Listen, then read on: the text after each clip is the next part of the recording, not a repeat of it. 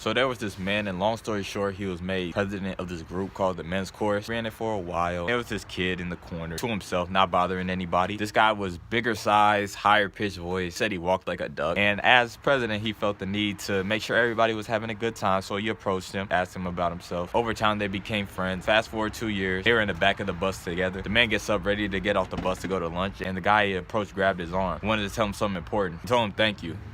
Thank you for saving his life. He told the man all throughout his middle school years he was getting bullied for his size, his voice, his walk, etc., etc. Going into high school optimistic, hoping people would stop doing that, but a few weeks into it, he realized that wasn't the case. The kid told him the weekend going into when he approached him, told him he was planning to commit suicide that weekend. He had it all planned out, but the relationship this guy that was just the president came up to him and created saved his life. And that's really what I want to get into. First, if you're a representation of that kid in the story, just don't do it. Your life is so much bigger than what you're stressing about all this time, I promise you. Think of just like one of the greatest moments of your life. How you feel about that moment is how you should feel about yourself, just because you deserve it. I think we underestimate how important we are because we can actually affect somebody's life. And the effect gets even bigger when one of us gets added to somebody else. We never really talk about how powerful one of us actually are. You have the opportunity to save someone's life and you don't even know it. If you're represented by one of those people that were making fun of the kid, stop doing that. I'm not about to give you no lecture or shit like that, but you have so many better things you could be doing with your time. Things like saving that kid you're making fun of. Hopefully you stop trying to impress your friends or your ego, whatever you're trying to do, and you actually turn around and realize what the fuck is going on. And the beauty of situations like this is I have no idea who I'm talking to. There's no way for me to tell everything that's going on with you. It's just the fact that I know it happens, so I'm addressing it. That's part of the purpose why I started doing this, and it's kind of just built on top of itself, and I've learned a lot more and been able to give a lot more and take my time to give whatever I can to people, whether it's a smile, whether it's advice, whether it's a way to approach life. And hopefully if you are one of those people that make fun of people that isn't in a way that you both can laugh about, I want you to learn enough stuff that you can give to people, even more than I do. And I'm not even going to act like I've never been on both sides. When I was younger, there were people I talk shit about, but if I knew you and somebody's talking bad about you, I wouldn't talk behind your back and like agree with them if they were saying some foul shit. I can't even say anything bad about people now. Like I